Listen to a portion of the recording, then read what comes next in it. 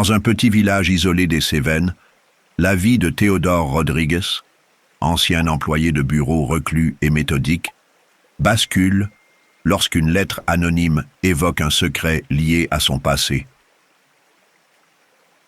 Entre souvenirs troubles et rencontres énigmatiques, Rodrigues se lance dans une quête silencieuse pour démêler le vrai du faux, confronté à l'indifférence des habitants et à ses propres démons.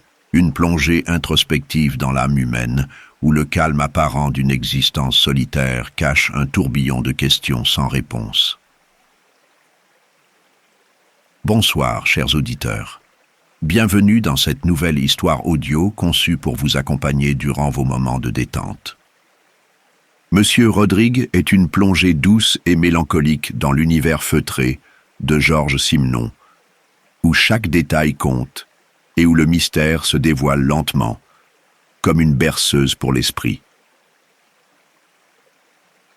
Fermez les yeux, laissez-vous porter par la voix apaisante et découvrez pourquoi ce récit est idéal pour glisser vers le sommeil ou rester éveillé, captivé par ses silences. Bonne écoute. Chapitre 1. La lettre. La pluie fine de novembre enveloppait le village de Saint-Julien-en-Grève d'une brume grise, effaçant les contours des maisons en pierre et des ruelles pavées. Théodore Rodrigue, 63 ans, ancien commis aux Écritures à la retraite, referma la porte de son logement sous les combles avec la même précision qu'il mettait à classer ses dossiers jadis.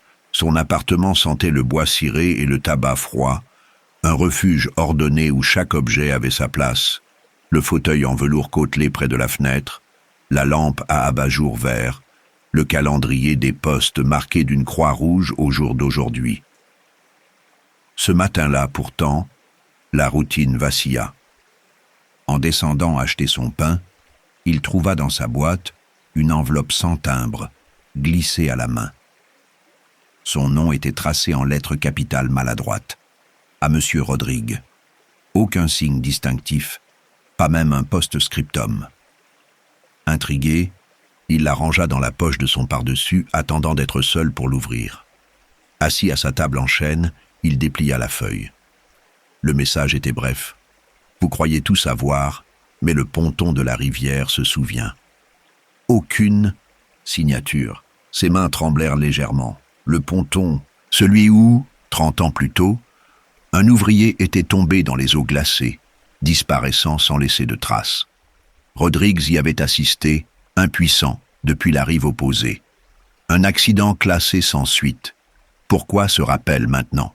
La question tourna dans son esprit tandis qu'il préparait son thé, dosant les feuilles avec une rigueur maniaque. Le village, lui, semblait indifférent. Aux Deux Églantines, le café où il s'attablait chaque midi, les conversations roulaient sur la pluie et les récoltes tardives.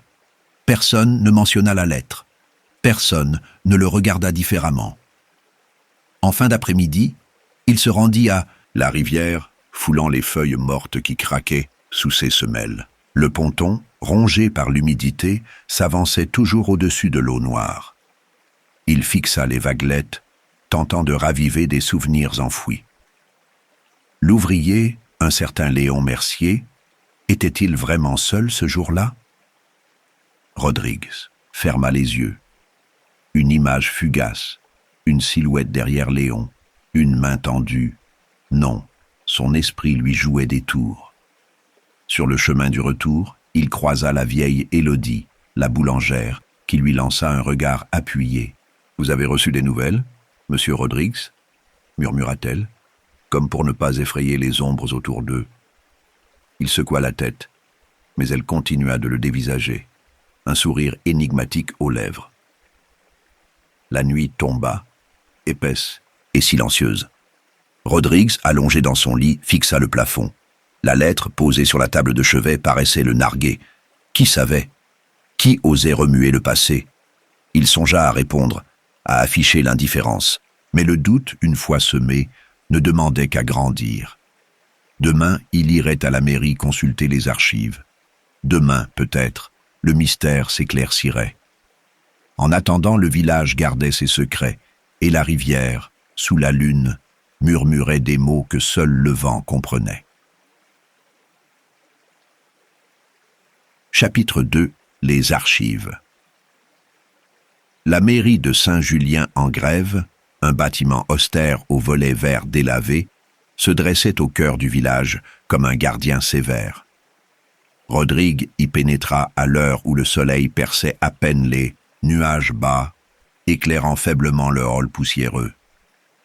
Derrière le comptoir, une employée à la permanente grisonnante leva les yeux, surprise. « Vous désirez, monsieur Rodrigue ?» demanda-t-elle, reconnaissant aussitôt le reclus. « Je souhaiterais consulter les registres municipaux de 1983 concernant les accidents du travail, » articula-t-il, feignant une assurance qu'il était loin de ressentir. La femme, Madame Clément, hésita, triturant son collier de perles factices. « C'est que ces documents sont classés confidentiels, il faudrait l'autorisation du maire. » Rodriguez sortit une feuille pliée de sa poche, une copie de la lettre anonyme. « On m'a suggéré de chercher ici. » Le mot confidentiel sembla flotter entre eux.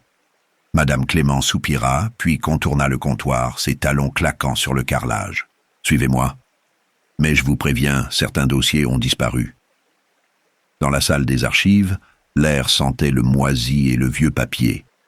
Des étagères croulant sous les registres s'alignaient jusqu'au plafond.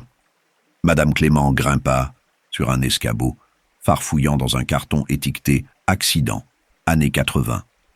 Voilà, l'affaire Mercier. Elle lui tendit un dossier mince, presque vide. À l'intérieur, un rapport succinct. Chute accidentelle de Léon Mercier, 42 ans, le 12 novembre 1983. Aucun témoin. Corps non retrouvé. Comment ça, corps non retrouvé ? Murmura Rodrigue. La rivière avait charrié des cadavres, d'animaux des jours durant après la tempête. Un homme aurait dû remonter. Madame Clément haussa les épaules. On a conclu à une noyade. Les gendarmes ont arrêté les recherches au bout d'une semaine. Elle se pencha, baissant la voix. Mais le maire de l'époque a reçu des lettres. Des menaces, paraît-il. Rodrigues fronça les sourcils. Qui les a écrites ? La question resta en suspens. Madame Clément secouait déjà la tête, refermant le carton. Je ne peux rien dire de plus. Sur le chemin du retour, il croisa le maire actuel, un homme jeune et pressé qui le salua à peine. Rodrigues nota pourtant son regard fuyant, sa main crispée sur une mallette en cuir. Plus loin, près de l'église, un chien errant gronda en le voyant passer. Ce soir-là, assis à sa table, il relut le rapport. Une phrase le frappait. Aucun témoin. Mais il y avait bien quelqu'un, ce jour-là, lui-même. Pourquoi n'avait-il jamais parlé ? La réponse lui échappait, enfouie sous des années de silence. Alors qu'il se couchait, un bruit sourd résonna dans l'escalier. Il se figea, écoutant les craquements du bois. Rien. Juste le vent, peut-être, ou l'écho d'un passé qui refusait de mourir. Chapitre 3. La rencontre. Les jours suivants, Rodrigues arpenta le village avec une minutie nouvelle, comme s'il découvrait Saint-Julien-en-Grève pour la première fois. Les façades lézardées, les volets disjoints, les ruelles en pente qui menaient à la rivière. Tout lui paraissait à la fois familier et étranger, chargé d'un sous-texte qu'il n'avait jamais voulu lire. Ce matin-là, il se rendit au café des Amis, autrefois tenu par Marthe, la veuve au regard perçant. L'établissement sentait le renfermé et le bois ciré, avec ses banquettes en scaillis élimées et son comptoir maculé de taches de bière séchée. Marthe, une femme sèche aux cheveux teints en noir corbeau, essuyait des verres derrière le bar, son éternelle cigarette fichée au coin des lèvres. « Vous ici, monsieur Rodrigues ?» lança-t-elle sans lever les yeux, comme si sa présence était à la fois attendue et indésirable. Il commanda un café, puis, après une hésitation, sortit la bouteille de cognac achetée la veille. « Pour vous remercier de votre temps, » dit-il en la posant sur le comptoir. Elle eut un rire bref, mais ses doigts s'attardèrent sur l'étiquette. « Le temps, C'est tout ce qui me reste depuis que mon mari a passé l'arme à gauche. » Elle remplit 2 verres, trinqua avec lui. « Alors, qu'est-ce qui vous amène après tout ce temps ?» Rodriguez but une gorgée, laissant l'alcool brûler sa langue. « Léon Mercier », lâcha-t-il abruptement. Le visage de Marthe se figea. Encore lui. Elle tira une longue bouffée de sa cigarette, expirant la fumée vers le plafond, jauni. Un brave gars, mais trop curieux pour son bien. Il posait des questions sur le moulin, les livraisons. Elle se pencha, baissant la voix. Il avait découvert des choses, des chiffres qui ne collaient pas. Des chiffres. Rodrigue sentit un frisson remonter le long de sa colonne vertébrale. Marthe hocha la tête, ses boucles d'oreilles en toc cliquetant. Le maire d'alors, Vernier, était actionnaire du moulin. Après la disparition de Léon, les livres ont été révisés.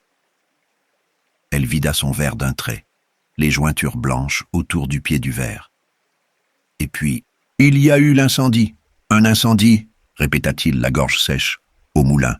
Tout a brûlé. » Elle se leva soudain, nerveuse, et alla fermer la porte du café à clé. « Écoutez, je vous en ai déjà trop dit. Certains ici préféreraient que le passé reste enterré. » Rodrigue sortit, l'esprit en ébullition. En passant devant le cimetière, il s'arrêta net. Une tombe fraîchement fleurie, sans nom, attirait son regard sous un saule pleureur.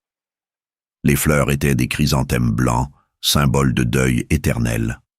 Il s'agenouilla, grattant la mousse sur la pierre, grise. Ses doigts effleurèrent des lettres à peine visibles. LM. Le vent se leva, faisant frissonner les feuilles mortes. Il recula, le souffle court. Une certitude s'imposa. Léon Mercier n'était pas mort noyé. On l'avait tué, et son corps reposait ici, dans cette tombe anonyme. Ce soir-là, alors qu'il notait ses découvertes dans un carnet à spirale, un bruit sourd retentit à la porte. Rodrigue se figea, son stylo suspendu au-dessus de la page. Le grincement des marches de l'escalier, un craquement de bois, puis la porte s'ouvrit lentement. Sur le seuil se tenait un homme encapuchonné, le visage dans l'ombre. « Ne fouillez plus, monsieur Rodrigues, » dit-il d'une voix rauque, presque inhumaine. L'intrus resta immobile un instant, puis disparut aussi vite qu'il était apparu, laissant derrière lui une odeur de terre mouillée et de peur. Rodrigue verrouilla la porte, les mains tremblantes. Sur la table, le carnet ouvert accusait le coup d'une écriture hachurée. « Ils savent que je sais. » Il s'approcha de la fenêtre, scrutant la rue déserte. Une ombre traversa la place, disparaissant derrière l'église. Son cœur battait, à tout rompre. Pour la première fois depuis des années, il ressentit le poids du danger, non pas comme une abstraction lointaine, mais comme une menace tangible, tapie dans chaque recoin du village. Chapitre 4. L'ombre du maire. Le lendemain, Rodrigue se réveilla avec une migraine sourde, le carnet ouvert sur sa table de chevet comme un reproche. Les lettres LM dansaient devant ses yeux, entrelacées au souvenir de la veille. Il se força à avaler un café brûlant, puis se dirigea vers la mairie, déterminé à affronter le maire actuel, Antoine Régnier, un homme jeune et arrogant qui avait hérité du poste après la mort de son père, l'ancien maire. La secrétaire, une blonde platine aux ongles trop longs, le fit patienter dans un hall orné de portraits d'anciens élus. Rodriguez étudia leurs visages sévères, notant la ressemblance entre Régnier père et fils, même bouche mince, même regard fuyant. Monsieur Rodrigues. Le maire apparut, souriant avec une politesse glaciale. Que me vaut l'honneur? Rodriguez posa les mains à plat sur le bureau, imitant le calme méthodique de ses années de bureau. Je cherche des informations sur Léon Mercier. Le sourire de Régnier se figea. Mercier? Cela remonte à 1983, un ouvrier du moulin, disparu. Ah oui, un accident tragique. Le maire croisa les doigts, son alliance cliquetant contre le bois. Mais pourquoi vous intéresser à ça maintenant? Des incohérences dans le rapport. Rodrigues sortit une copie des archives. Aucun corps retrouvé. Des livres comptables nettoyés. Un incendie suspect. Régnier blêmi. Ses yeux noirs se durcissant. Ces accusations sont graves. Vous avez des preuves?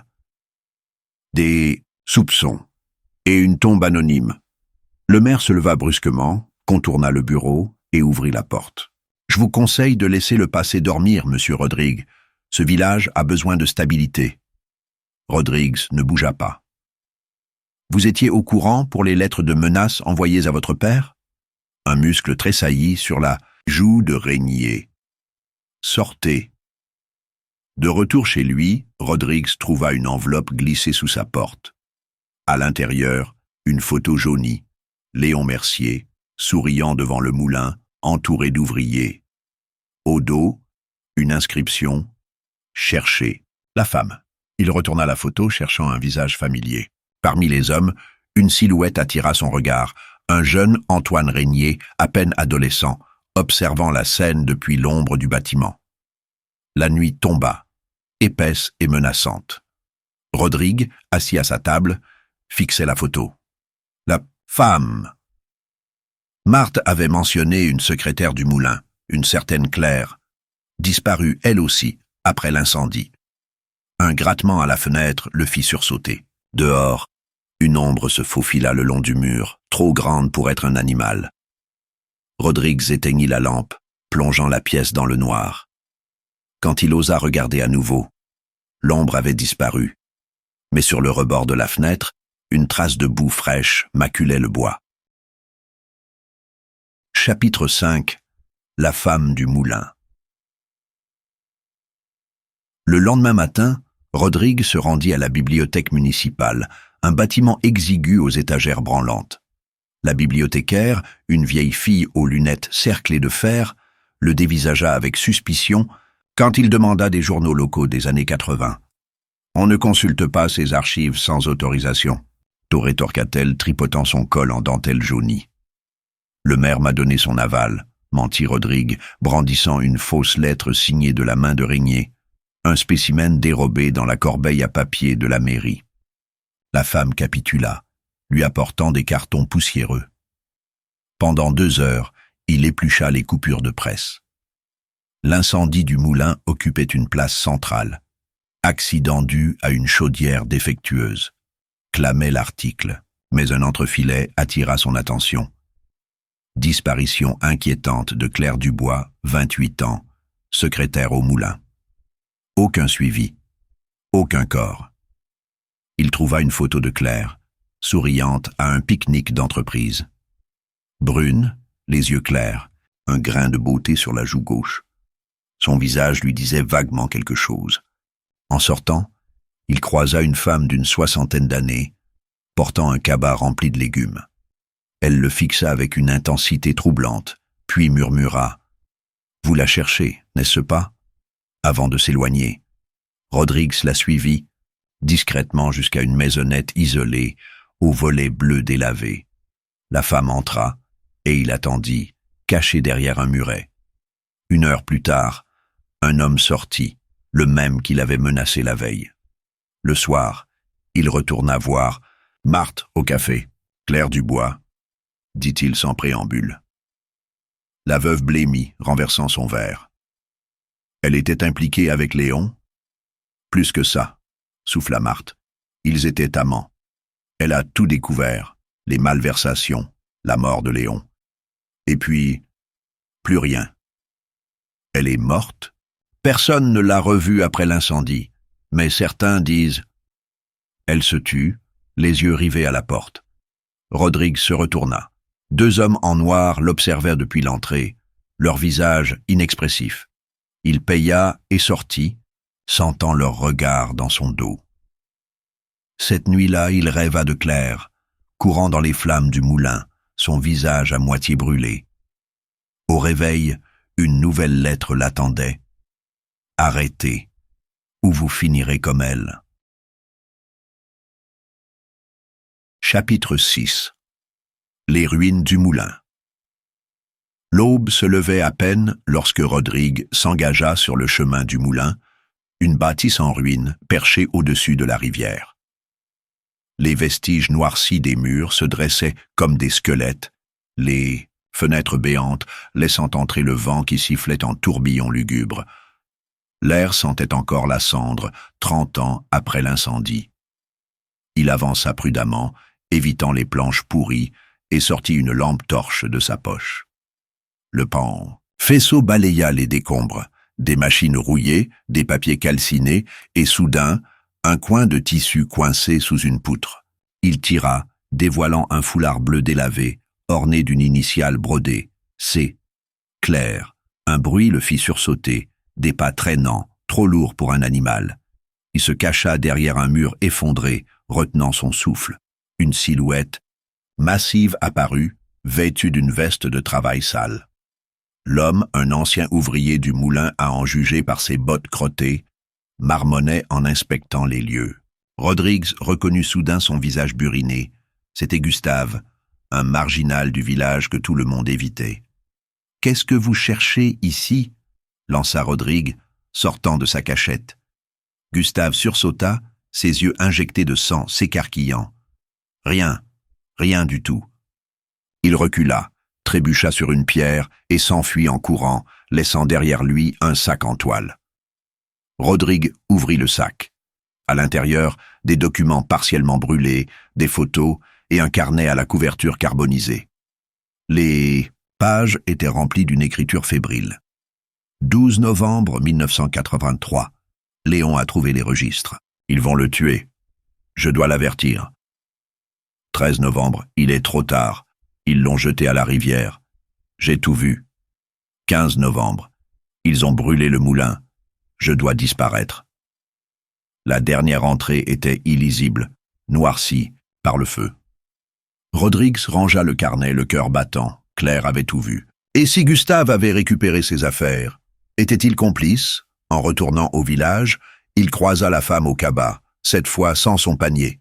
Elle lui barra le chemin, le visage grave. « Vous avez trouvé le journal, n'est-ce pas ?»« Qui êtes-vous » demanda-t-il, la main serrée sur le sac. « Une amie de Claire. Elle m'a confié des choses avant de partir. » Elle jeta un regard nerveux autour d'elle. « Venez chez moi. » La maisonnette, au volet bleu, sentait la lavande et le renfermait. Des photos de Claire ornèrent la cheminée, souriante, vivante. « Elle est morte ?» demanda Rodrigue. « Non, mais elle aurait préféré l'être. » La femme sortit une lettre de sous un coussin. Ils l'ont enfermée. Pour la faire taire. Qui? Le maire, son père avant lui, et leurs hommes. Elle désigna la lettre. Lisez. C'est son testament. Rodrigue déplia la feuille, reconnaissant l'écriture de Claire. Si vous lisez ceci, c'est que je n'ai pas survécu. Sachez que Léon a été assassiné sur l'ordre de Régnier Père pour étouffer ses découvertes. Le moulin servait à blanchir de l'argent sale. J'ai des preuves, cachées dans... Le reste était arraché. Où sont les preuves? Insista Rodrigue. La femme secoua la tête. Elle a dit « Là où la rivière ne ment pas ». Rodrigue sortit, l'esprit en ébullition. La rivière, le ponton, le corps de Léon. Il devait retourner là-bas. Mais en passant devant la mairie, une voiture noire démarra en trombe, manquant de le renverser. À l'intérieur, le visage d'Antoine, Régnier, déformé par la rage. Chapitre 7. Le secret de la rivière. La nuit enveloppait Saint-Julien-en-Grève d'un voile humide et froid, si dense que Rodrigue eut l'impression d'avaler du coton en respirant. La lanterne à la main, il longea la rivière jusqu'au ponton, ses pas s'enfonçant dans la boue gluante.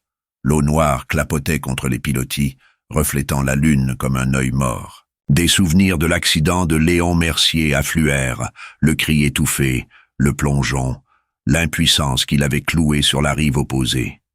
Là où la rivière ne ment pas, murmura-t-il, scrutant les berges.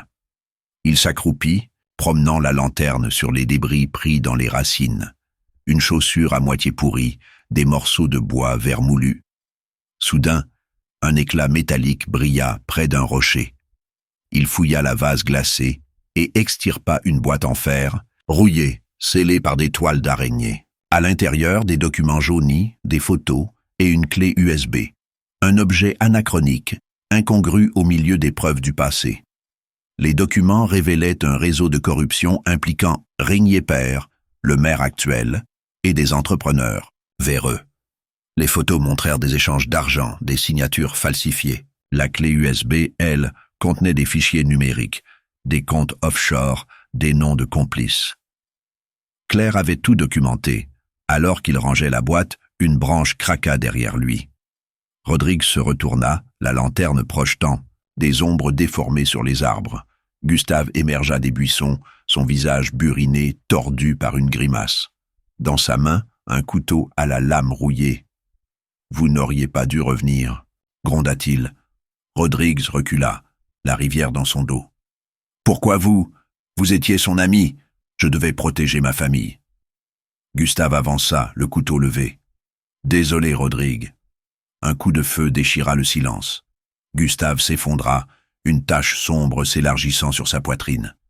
Rodrigue se retourna, apercevant une silhouette armée disparaître dans les bois, celle de l'homme à la capuche, le même qui l'avait menacé. Tremblant, il courut au village, la boîte serrée contre lui, et frappa à la porte de la femme au volet bleu. Personne. Sur la table, une nouvelle lettre. « Fuyez.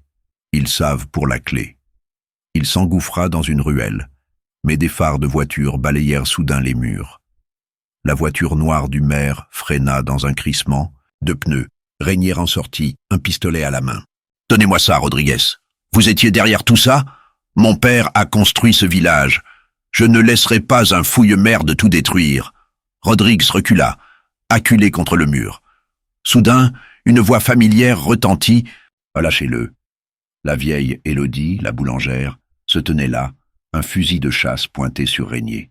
« Vous avez assez tué, monsieur le maire. » Régnier hésita, puis jeta son arme et s'enfuit. Élodie baissa le fusil, ses mains noueuses tremblant légèrement. « Venez, souffla-t-elle. Claire vous attend. » Elle le conduisit à une cabane, isolée en bord de forêt. À l'intérieur, dans la pénombre, une femme aux cheveux blancs et au visage marqué par les ans le fixait. Claire Dubois, méconnaissable, une cicatrice barrant sa joue gauche. « Vous avez trouvé les preuves ?» dit-elle d'une voix rauque. « Maintenant, ils vont tous vous tuer. » Chapitre 8. La vérité dans le sang. La cabane d'Élodie sentait le bois brûlé et la lavande fanée. Claire Dubois, assise près d'une cheminée éteinte, fixait Rodrigue de ses yeux pâles, presque translucides. La cicatrice sur sa joue gauche semblait pulser à la lueur de la lanterne. « Vous avez la clé, » dit-elle enfin, la voix rauque comme du gravier. « Mais vous ne savez pas ce qu'elle contient. » Rodrigue posa la boîte en fer sur la table. « Expliquez-moi. » Claire se leva, ses gestes lents et douloureux. « Après l'incendie, Régnier père m'a fait enlever.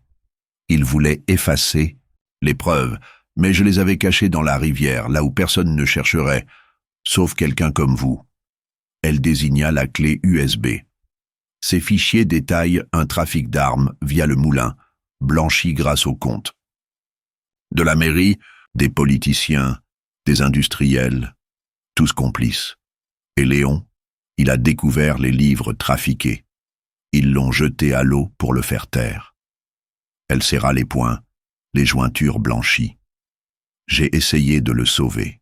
Mais quand je suis arrivé au ponton, il était déjà... Sa voix se brisa. Élodie, adossée à la porte, intervint. Elle a vécu cachée ici, sous ma protection. Les Régnier ont tenté de la retrouver, mais je suis la seule à connaître. Cette cabane. Rodrigue ouvrit la boîte, compulsant les documents, des noms, des dates, des sommes astronomiques. Pourquoi ne pas avoir parlé plus tôt? Parce qu'ils tuent ceux qui savent, répondit Claire. Et vous êtes le prochain.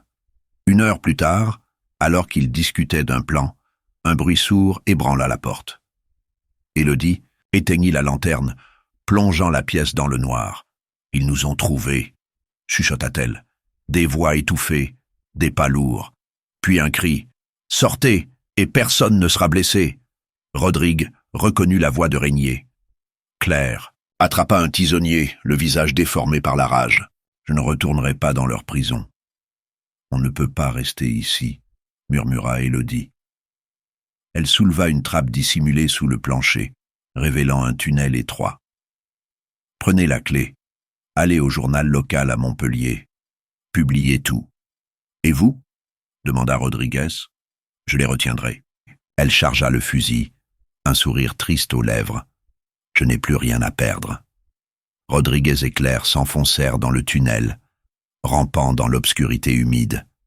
Derrière eux, un coup de feu retentit, suivi d'un hurlement. Ils émergèrent dans une clairière à l'aube. Claire, tremblante, tendit la main vers Rodrigue. « Promettez-moi de tout révéler. » « Je le promets. » Mais alors qu'ils marchaient vers la route, une voiture surgit des bois.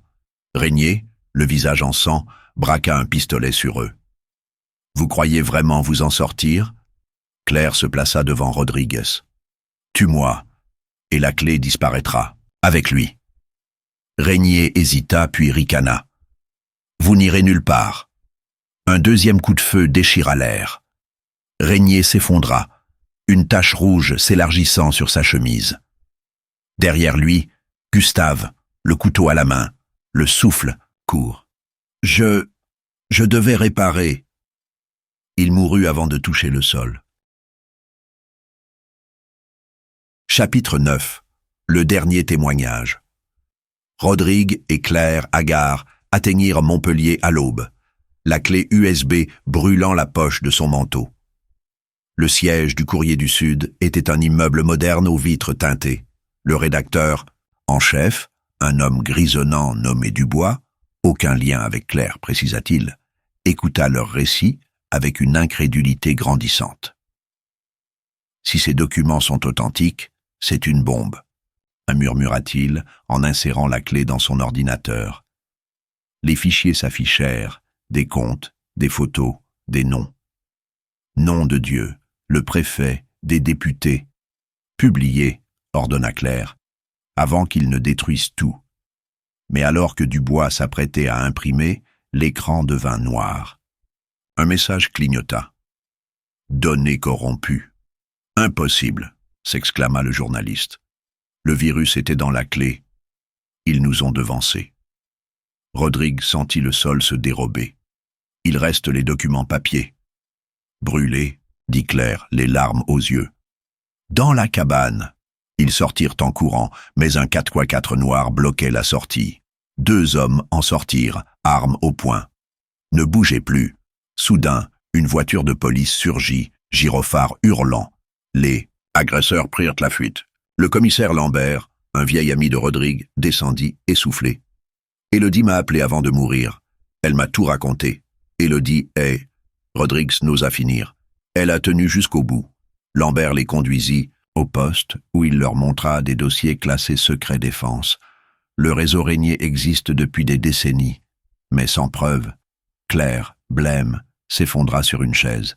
Il reste un témoin, le fossoyeur. Il a vu des corps, enterrés anonymement. Rodriguez et Lambert échangèrent un regard. « Allons le voir. » Le cimetière de Saint-Julien-en-Grève était désert sous la pluie. Le fossoyeur, un homme voûté aux mains terreuses, secoua la tête en les voyant. « Je ne dirai rien. Et votre fils ?» demanda soudain Claire. « Celui que Régnier a fait emprisonner pour vol. » L'homme se figea. « Comment ?»« Je sais des choses. Aidez-nous, et je témoignerai en sa faveur. » Il capitula. « Suivez-moi. » Dans un coin reculé du cimetière, sous un saule, il désigna une dalle sans nom. « Léon Mercier est là. Et d'autres. »« Combien ?» demanda Rodriguez. « 12. Tous tués, pour avoir su. » Lambert, livide, sortit son téléphone. « Je contacte le procureur. » Mais alors qu'il composait le numéro, une explosion déchira l'air. La voiture de police, garée à l'entrée, venait de sauter. Chapitre 10. La dernière nuit de Saint-Julien. La déflagration projeta Rodrigues contre une tombe, sonnée. La voiture de police n'était plus qu'un tas de tôle fumante. Lambert gisait à terre, inconscient, le visage ensanglanté. Claire, à genoux, serrait contre elle les documents récupérés dans la boîte en fer. « Ils ne lâcheront jamais », murmura-t-elle, une main pressée sur sa blessure à l'épaule. Le fossoyeur, tremblant, les entraîna vers une crypte abandonnée. « Cachez-vous ici. » Ils surveillent toutes les sorties. À l'intérieur, l'air sentait la moisissure et la mort. Rodrigue examina les papiers à la lueur d'une bougie. Sans la clé USB, ces documents ne suffiront pas. Il reste une copie, souffla Claire, chez Élodie, dans le four à pain. Rodrigue se figea. Pourquoi ne pas l'avoir dit plus tôt? Elle voulait être sûre que vous étiez prêt à payer le prix. Lambert reprit connaissance, crachant du sang. Fuyez, le réseau est partout. Mais Rodrigue savait qu'il n'irait nulle part, pas sans la vérité. Alors que la nuit tombait, il se faufila jusqu'à la boulangerie d'Élodie, maintenant sous surveillance. Les hommes de Régnier patrouillaient, armes à la ceinture. Il contourna les ruelles, utilisant les ombres des maisons, et trouva le four à pain derrière l'arrière-cour. À l'intérieur, sous une pierre descellée, une enveloppe jaunie, une copie intégrale des fichiers de Claire et une lettre d'Élodie. « Rodrigue, si vous lisez ceci, c'est que je suis morte. Claire vous a choisi parce que vous êtes le seul à pouvoir décider. La vérité sauvera-t-elle le village ou le détruira-t-elle? Choisissez bien. » Les larmes brouillèrent sa vue. Il courut vers la mairie, les documents serrés contre son cœur. Régnier l'attendait dans son bureau, un sourire narquois aux lèvres. « Vous avez résisté, Rodrigue, mais tout s'arrête ici. Vous avez tué Élodie, Gustave, tous ces innocents. Des dommages collatéraux. » Régnier sortit un revolver. « Donnez-moi ces papiers et je vous laisse partir. » Rodrigue fixa le canon, puis les portraits des mères accrochés au mur, des visages arrogants, intouchables. « Non. Vous préférez mourir pour une cause perdue? Je préfère vivre en sachant que j'ai essayé. » Régnier pressa la détente, le coup partit, mais Rodrigue, anticipant le geste, avait plongé derrière le bureau. Le projectile fracassa. La fenêtre, dehors, des cris retentirent. Lambert, malgré ses blessures, avait alerté les gendarmes. Régnier, acculé, hurla. « Vous croyez gagner? Le village entier est complice. »« Plus maintenant, » répondit Rodrigue, brandissant les documents. La presse nationale a la copie. C'était un bluff. Mais Régnier blêmit, réalisant trop tard son erreur. Les gendarmes envahirent la pièce. Le maire fut maîtrisé. À l'aube, Rodrigue retourna à la crypte. Claire avait disparu, ne laissant qu'une rose blanche sur la dalle de Léon. Le fossoyeur lui apprit qu'elle était partie vers le sud, là où la mer efface les traces. Les jours suivants, le scandale éclata. Les arrestations se multiplièrent, des têtes tombèrent. Mais Saint-Julien-en-Grève, sous le choc, ne fut plus jamais le même. Les rires se turent, les cafés se vidèrent. Les habitants évitaient Rodriguez, le traitant en paria. Un matin, il trouva une lettre sous sa porte, l'écriture de Claire. « Merci, mais ne revenez jamais. » Il quitta le village à la tombée de la nuit, emportant le carnet de Léon et le foulard de Claire. La rivière murmurait toujours, gardienne des secrets, qu'il avait préféré ne pas exhumer. Et voilà, chers insomniaques, la fin de Monsieur Rodrigue. Une histoire où le silence pèse plus lourd que les mots, où la vérité ne libère, mais condamne. Mes chers voyageurs de l'ombre, merci d'avoir arpenté ces chemins obscurs avec moi. Chaque histoire que nous partageons est une lanterne dans la nuit, un pas de plus vers l'inconnu qui nous lie. Monsieur Rodrigue n'est que le premier d'une longue série de mystères que nous explorerons ensemble. Des récits où le silence parle plus fort que les mots, où chaque fin est une nouvelle porte entrebâillée. Vous qui avez choisi de suivre Voyage dans l'inconnu, sachez que votre curiosité est le fil qui guide mes pas. Sans vous, ces histoires resteraient des murmures perdus dans le vent. Alors, continuez à rêver les yeux ouverts, à questionner les apparences et à écouter les secrets que le monde cache sous ses pierres. D'ici peu, une nouvelle énigme vous attendra. Peut-être une forêt qui respire, une maison qui se souvient, ou un visage aperçu dans la vitre d'un train fantôme. Abonnez-vous, activez la cloche, et laissez-vous surprendre, et n'oubliez jamais, le plus beau des voyages est celui qui nous ramène à nous-mêmes. À très vite, dans l'ombre des prochains chapitres. Maintenant, fermez les yeux, laissez-vous bercer par les derniers échos de la rivière, et souvenez-vous, certains mystères ne demandent pas à être résolus. Bonne nuit.